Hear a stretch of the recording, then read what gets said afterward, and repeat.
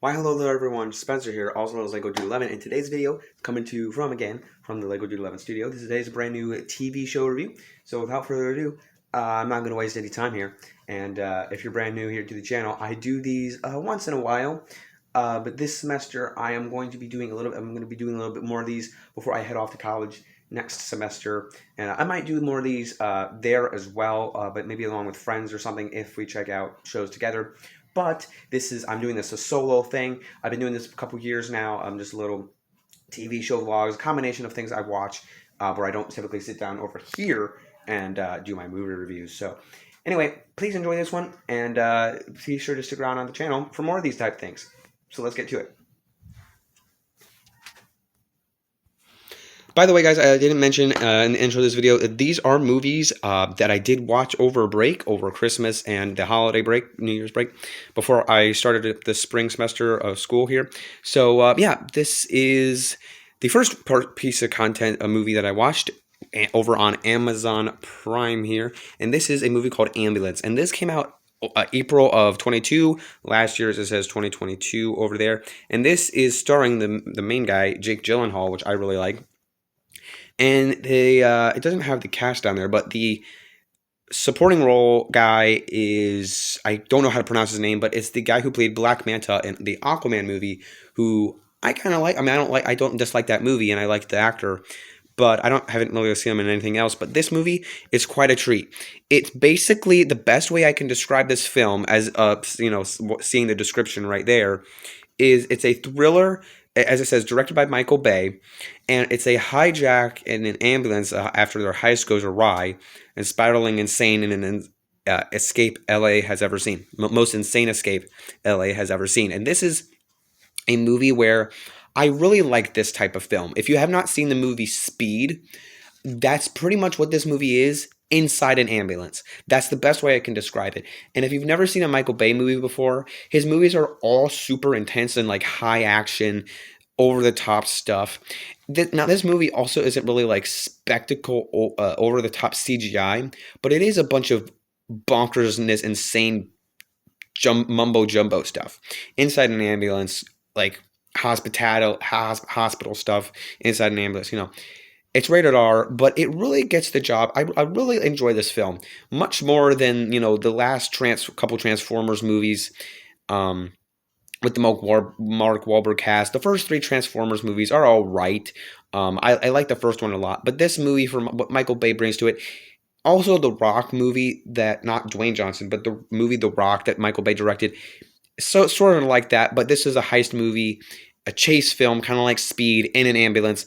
Best way I can describe it, really lots of fun. If you can watch a rated R film, I respect this movie, think it's great. Highly recommend that you check it out. Also, another thing to note is this film has a lot of drone shots. So if you're not really someone into drone shots and like not crazy about like, ooh, that looked disgusting, like, ooh, that was sickening, like it's just like drones are like going down buildings and everything like that at certain points in the movie. It's not the entire movie, but it's a lot of it. So if you're not really into that sort of like cinematography, like, oh god, there's drone shots, Michael Bay wanted to take something different approach with this movie, so that's something else to note. So that's Ambulance for you. So let's go into the next thing I watched over break.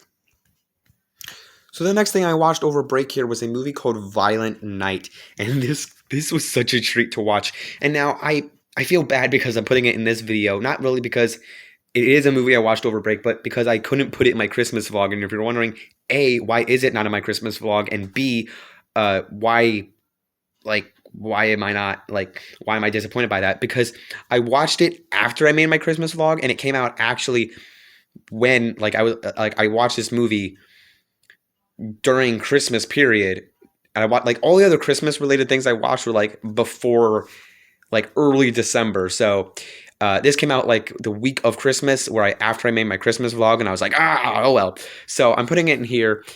This is such a great movie. It's like not the best movie I've ever seen, but it's definitely a great Christmas film. This is, if you haven't already heard about this movie, it's pretty much if you took the movie Die Hard, which is already like an action Christmas thriller, but put like Christmas spirit in it. This is what I want. This is a movie that I have been kind of wanting like my entire life. Whenever people like talk about Die Hard as is it a Christmas movie?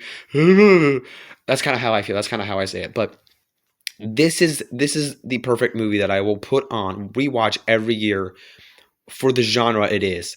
Not that I really needed a movie like this, but just the whole question, is Die Hard a Christmas movie? There's elements of good arguments, but this movie is what I have like thought about. Why isn't Die Hard a Christmas movie? You take Santa Claus, make him a John Wick style character, put him in a thriller, action, almost kind of a comedy. Like this movie has a lot of jokes and stuff as well. Who I what John Jim Harper or whatever his face is, Jim from the Stranger Things as Santa Claus is really good. David Harbour, John Leguizamo as Scrooge here in the movie is has been in Kick-Ass. He's been in just The Menu, which I'm going to be talking about here in a minute. But he's such a good actor. I like him a lot. And this movie is just tons of fun. Again, it's another rated R film, but if you have not seen this one during Christmas time, I definitely recommend you check this out at the holidays every year. It is worth the watch. Check out Violent Night. Here's another movie that I tried to watch. I tried to watch 5 minutes of. I might watch it later in the future. I just want to bring this one up. It's called The Banshees of Inisherin. It's another rated R film. It's a drama comedy. Has Colin Farrell, big name, Brendan Gleeson, and also Barry Keoghan, who was in the Batman and Eternals as well. But this was one, it's a very dark story. It's like a drama and comedy at the same time. It's just not something I really could have gotten into. It has a big rating on Rotten Tomatoes. It got a lot of, it's probably going to win some awards, has a big story to it. But it might be something I watch later with someone else that enjoys it. But it's just something on my own. I'm like, I'm not really feeling it. So I had to stop watching it. But that's just something I wanted to kind of let you guys know my thoughts on. The next movie I watched over break was The Menu. And this is one that didn't make my top 10 of the year, but probably would squeeze right into 11th place, like right under Turning Red. I had Turning Red at number 10, and then probably underneath Turning Red would be this film, because The Menu is definitely delicious. That is the best way to describe this movie. It is delicious. It definitely deserves the rating it got, like maybe a little bit more, maybe even a 90%. But it has three great, like the trio of actors here: Ray Fiennes as the chef, Anna Taylor-Joy as Margot, and Nicholas Hoult as Tyler. Nicholas Hoult has been Beast in X-Men. He also popped up. He's also popping in a 2022 movie with Nicolas Cage called Renfield, as Dracula. Nicolas Cage is, and then Anna Taylor-Joy has just been in so many things this past year. She's going to be Princess Peach in the new Mario movie coming out.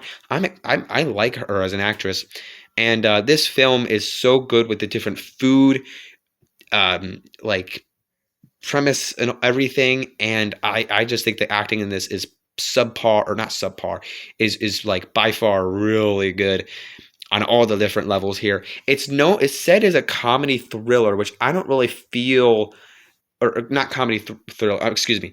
It's called comedy horror, and I don't think it should be that. I think it should be comedy thriller, because it has jokes in it, but where I don't really feel like it's a horror. I feel like it's more thrilling, and horror is like slasher / like creature movies, like creature feature movies. But this isn't that. It's more like thriller, stabbing, like flames exploding in your face.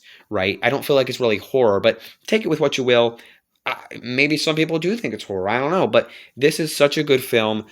Definitely, maybe, I mean, it is some people's top 10s. It's definitely one to watch. If you're bored, you will be glued to your screen. Be sure to check out The Menu. And here is the last film I did watch over the holiday break, which is Puss in Boots: The Last Wish. This was like right before the day I was starting school, and I'm like, I gotta watch this. I want to watch this before the next day. And guys, this is something else. I was not expecting this film to be this good. I keep on watching certain moments of this film because it is like my favorite DreamWorks film. It is my favorite Shrek film. This is coming from someone who likes the Shrek franchise. Like, I don't dislike Shrek. The Shrek 3 is my least favorite of the Shrek films. It didn't do that much. I'm a fan of Shrek Forever After, and then the Shrek would be next, and then Shrek 2 is up there. But this beats out all that. And the first Puss in Boots, I was like, okay, yeah, this is a nice film. I've seen the clips on YouTube. I don't really adore the first Puss in Boots, but this film takes all that and just puts it out the window. Like, if you think DreamWorks as a studio is like, their films are hit and miss. Like Megamind's good, is really good. They have their Kung Fu Panda stuff. They have their Shrek stuff. They have that terrible Shark Tale movie and Madagascar and Penguins of Madagascar movie, which I am biased about the Penguins of Madagascar movie. But this film is their first DreamWorks film to take that like 16 frame rate type thing and like Into the Spider-Verse Lego movies, the new SpongeBob movie they did, and certain films like that, and put it in their first DreamWorks film. I love the animation style they brought to this, and their characters as well, with this guy playing Death the Wolf, this dog named Pero is such a great addition to it. Florence Pugh, who is in Don't Worry Darling and Black Widow's sister in Marvel, being Goldilocks, the three bears. The villain is super scary. If you have little young viewers, probably don't take them to this movie because they probably will be scared by it. Who knows? But the animation is gorgeous. The characters all work. The villain, the one kind of, yeah, he is a villain, fairy tale character, Little Jack Horner or Big Jack Horner. It's such a neat inclusion for this film. And also the little tease at the end that they might see, that we might get another film in the Shrek franchise. A little tease there. Seeing some new friends or seeing some old friends for new adventures. All of this works for me. Selma Hayek as Kitty Softpaws is such a treat to hear her in things like from seeing her in Eternals, but it's an animated voice, but it's great. All of this works for me. I was so blown away because, again, I wasn't like, oh yeah, we need another Puss in Boots, but when the trailers were quite intriguing, so I'm like, okay, I'll check this one out. Everything from start to finish, this film is a big thumbs up. Now, again, this didn't make it in my top 10, but this might come right below the menu for me. If I had to put like from my top 10, after 10 would be the menu, and after the menu would be this film. That's how much I like this movie. So guys, those were all the movies I did watch over the Christmas/holiday break. Let me know what your favorite out of the bunch was here today, and don't forget to let me know what you guys watched over the break. And stay tuned for more videos like this one, for more vlogs like this, and for more videos over the course of this semester before summer comes, or before the big Ant-Man and the Wasp Quantumania movie comes out. That's my next big movie review. So don't forget to like, subscribe, follow me. Link to Instagram is down below. Don't forget to like, subscribe, follow me. Don't forget to keep calm and put it at go. Bye, everyone.